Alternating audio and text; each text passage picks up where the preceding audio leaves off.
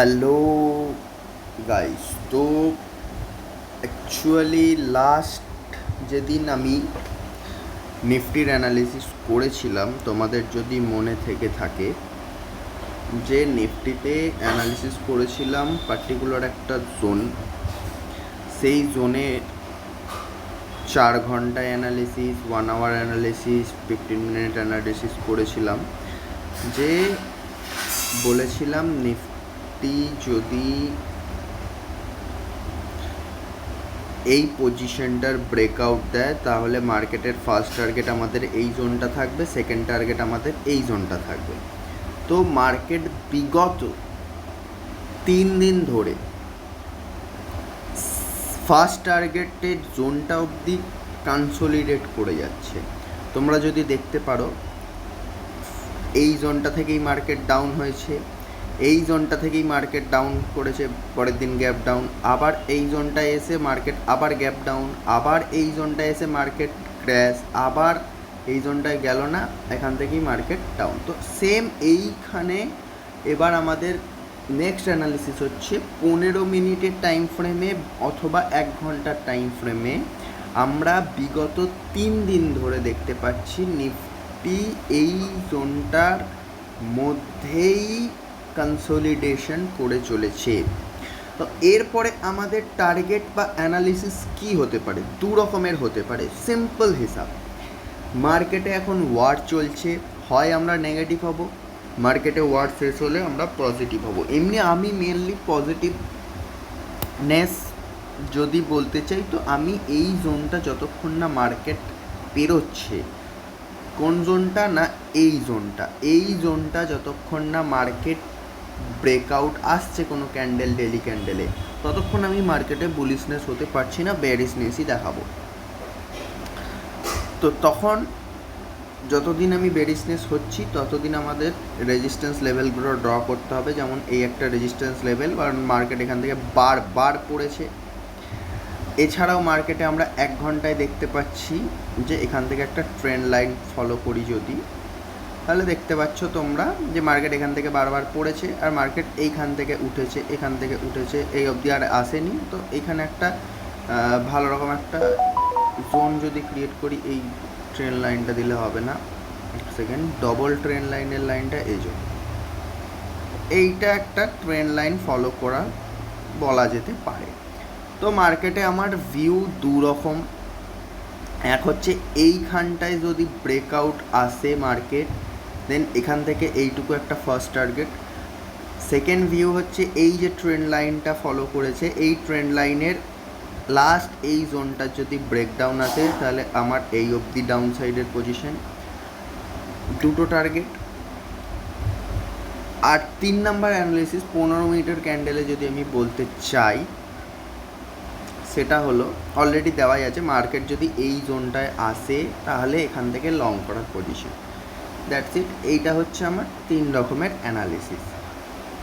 Already এই অ্যানালিসিসটা হয়ে আছে, যদি মার্কেট আসে তো ভালো, না হলে মার্কেটের এখান থেকে ডাউন সাইডে একটা পজিশন,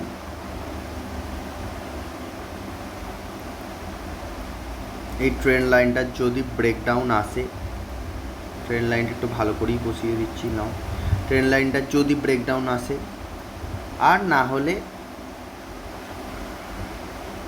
এই জোনটা তো অলরেডি নিলে নিতে পারো, না হলে তোমরা তোমাদের মতো অ্যানালিসিস করতে পারো। আমি এটা আমার অ্যানালিসিস হিসেবে বলছি, আমার কোনো এটা রেকমেন্ডেশন নয়, আমার লেভেল অনুযায়ী আমি অ্যানালিসিস করছি।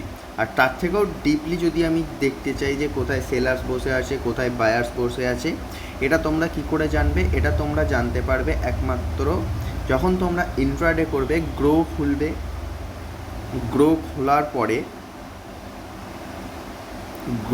খোলার পরে তোমরা যাবে ইন্ডেক্সে, ইন্ডেক্স অপশন চেনে তোমরা এখানে দেখতে পাবে।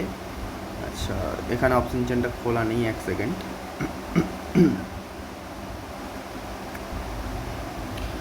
তোমরা দেখতে পাবে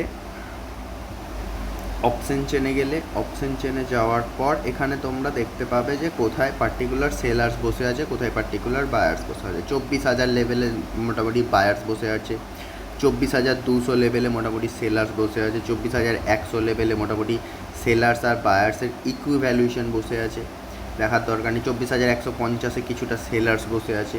এইভাবে অ্যানালিসিস করে তোমরা ট্রেড পাঞ্চ করতে পারো। যেমন তোমরা দেখতে পারো 24,000-এ আমরা দেখেছি বায়ার্স বসে আছে, ইয়েস অর নো? তো তোমরা দেখতে পাচ্ছ 24 এই জোনটায় মার্কেটে বায়ার্স বসে আছে, ইয়েস অর নো? তো মার্কেটে যেহেতু এই জোনটায় বায়ার্স বসে আছে, তোমরা দেখতে পাচ্ছ 24,100 একটা বায়ার্সের লেভেল, 24,100 কাছাকাছি এসেছিলো, আবার মার্কেট ওপরের দিকে গেছে। তো এটা হচ্ছে আমাদের বায়ার্স লেভেল। 24,150-এ কিছুটা সেলার্স বসে আছে, 24,150, 24,150 মানে এই লেভেলটা, এই লেভেলটা তোমরা দেখতে পাচ্ছ ছোট ছোট রেজিস্ট্যান্স বস বেশ কদিন ধরে তোমরা দেখতে পাচ্ছ। যেমন এখানে তোমরা দেখে নিলে 24,150, 24,200-তেও সেলার্স বসে আছে, যেটা আমার এক্স্যাক্টলি অ্যানালিসিসের যে ড্রটা করা আছে, এই যে এই লাইনটা 24,218-এ করা আছে, যাই হোক 24,200 প্রপার সেলার বসে আছে, সেই জন্য তোমরা দেখতে পাচ্ছ মার্কেট এইখানে এসে পড়েছে, আবার এসছে নেক্সট গ্যাপ ডাউন, আবার এসেছে আবার গ্যাপ ডাউন, আবার মার্কেট এখানে এসছে আবার নিচের দিকে পড়েছে। এটা হচ্ছে এক্স্যাক্টলি 24,200 কি 220 এই অবধির মধ্যে সেলার্স বসে আছে। তো এটা আমরা অলরেডি আগে দিন অ্যানালিসিস করেছিলাম। এখন দেখছি 24,150-এও কিছুটা সেলার্স বসে আছে, মানে 50 পয়েন্টের আপাতত মোটামুটি গ্যাপ। তো এই 50 পয়েন্টের মধ্যে এখানে একটা সেলার যদি আমরা বসে দেখতে পাই, তাহলে আমরা কী করতে পারি? ছোটো ছোটো স্ক্যাল্পিং করতে পারি। এখন যে এই মার্কেট এখানে ব্রেকআউট দিল, এখান থেকে এই অবধি টার্গেট নিলাম, মার্কেট ব্রেকডাউন দিল, শর্ট পজিশন বানালাম, মার্কেট আবার ব্রেকআউট দিল, এটা টার্গেট নিলাম, এটা না এসএল হিট হলো, সেকেন্ড টাইম আবার রিভার্সের একটা ট্রেড নিতে পারি, এরকম ছোটো ছোটো পয়েন্টের। এবার কেউ যদি ছোটো ছোটো পয়েন্টে স্ক্যাল্পিং করতে চায় তো ভালো, না হলে বস আমি যে এক্স্যাক্ট পয়েন্টটা বলেছিলাম 24,218 নম্বর জোনটায়, সেখানে সব সেলার্স অলরেডি বসে আছে, দেখতে পাচ্ছ। পরপর যেদিন বলেছিলাম এই মার্কেটের এই দিনে আমি বলেছিলাম এইখানে জোনটায় ফার্স্ট টার্গেট থাকবে, এটা ব্রেকআউট দিলে আমরা ওপর দিকে যাব, না হলে নিচের দিকে। তো দেখতে পাচ্ছি এই জোন থেকেই মার্কেট পড়েছে, যেদিন বলেছি পরপর 3 দিনই মার্কেট এই জোনটা থেকেই পড়েছে। 24,150-এ যে সেলার্স বসে আছে ওটা চাইলে দেখতে পারো, না হলে না দেখার দরকার নেই। এবার হচ্ছে 24,000 লেভেলটা। 24,000 লেভেলে আমরা দেখতে পাচ্ছি একটা ক্রুশিয়াল বাইং জোন, কারণ এখান থেকে মার্কেট উঠছে। তো আমি এই 24,000-এর লেভেলটা যতক্ষণ না ব্রেকডাউন দিচ্ছে ততক্ষণ আমি শর্ট পজিশন বানাবো না। আবার যদি 24,000-এ আসে তাহলে এখান থেকে একটা লং পজিশন বানাবো 24,150 অবধি অথবা 24,200 অবধি। তো আমার এখন পয়েন্ট অফ ভিউ হচ্ছে এর জোনটার ব্রেকডাউনে আমি সেল পজিশন বানাবো, ইয়েস অর নো? আর লং পজিশন বানাবো এই জোনটা থেকে একটা, সেটা হতে পারে 24,150 অবধি অথবা হতে পারে 24,200 অবধি। 24,150 অবধি আমি ভেবে নিলাম যে শর্ট মানে ফার্স্ট টার্গেট, দ্যাটস ইট। আর একটা পয়েন্ট অফ ভিউ সেল সাইডে, সেটা হতে পারে এই জোনটার যে ব্রেকডাউন। তো এই জোনটার ব্রেকডাউন কত নম্বর লেভেল হচ্ছে এটা আমরা যদি দেখি 24,050। তো 24,050 যখন ব্রেকডাউন দেবে 24,000 অবধি আমরা ছোট্ট স্ক্যাল্প করতে পারি চাইলে, না হলে 24,000 লেভেলটা যখন ব্রেকডাউন দেবে তো আমরা বড় শর্ট পজিশন করতে পারি। বোঝা গেল? কারণ 24,000-এ কিছু বায়ার্স বসে আছে। আর বড় লং সাইড পজিশন যদি আমি বানাতে চাই তাহলে মার্কেট একেবারে 23,800 অবধি যদি আসে তাহলে এখান থেকে আমি লং করব, দ্যাটস ইট। এভাবেই অ্যানালিসিস করি। তো এভাবেই তোমরা অ্যানালিসিস করো যে first of all 4 hours time ফ্রেমে, দেন স্ক্যাল্পিং যদি করতে হয় তাহলে 15 মিনিট টাইম ফ্রেমে অ্যানালিসিস করবে এরকম ছোটো ছোটো, দেন 5 মিনিট টাইম ফ্রেমে গিয়ে তোমরা এন্ট্রি নেবে নিজেদের, দ্যাটস ইট। আর আমি আবারও বলছি যে এই অ্যানালিসিসটা আমার অ্যানালিসিস, তোমরা প্রপার অ্যানালিসিস করবে, যার যেরকম স্ট্র্যাটেজি আছে ফলো করবে, এটা কোনো রেকমেন্ডেশন নয়।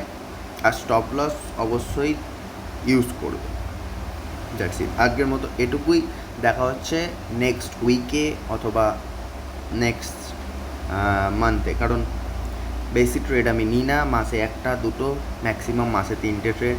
একবার আমি প্রতিদিন ট্রেড করতাম, লস খেয়েছি, তারপর থেকে আস্তে আস্তে বুঝলাম যে মাসে 1-2 ট্রেডই যথেষ্ট আমার জন্য। প্রতিদিন ট্রেড নেওয়ার দরকার নেই। যদি আমার সেট আপ তৈরি হয় তবেই আমি ট্রেড নেবো, যদি আমার সেট আপ না তৈরি না হয় আমার ট্রেড নেওয়ার কোনো দরকারই নেই। That's it.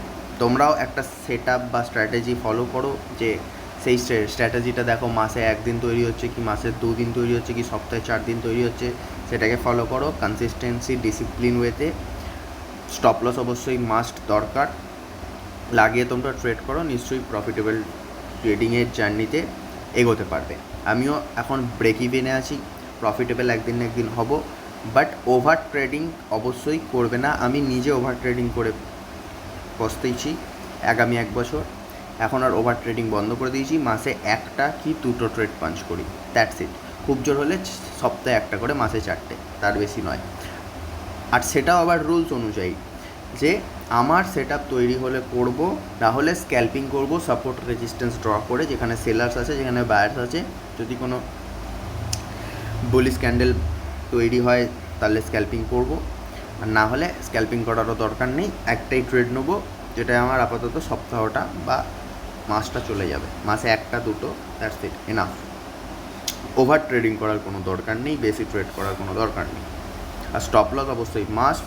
আর আমি যে অ্যানালিসিসটা বললাম ডাইরেক্ট ফলো করার দরকার নেই, প্রপার তোমরা অ্যানালিসিস করবে। যদি দেখো হ্যাঁ আমার অ্যানালিসিস ঠিক আছে, তাহলে তোমরা ফলো করবে। এটা কোনো রেকমেন্ডেশন নয়, জাস্ট আমার পারপাসে একটা ওভারঅল ভিউ দিলাম, দ্যাটস ইট। আজকের মতো এটুকুই, দেখা হচ্ছে নেক্সট উইকে।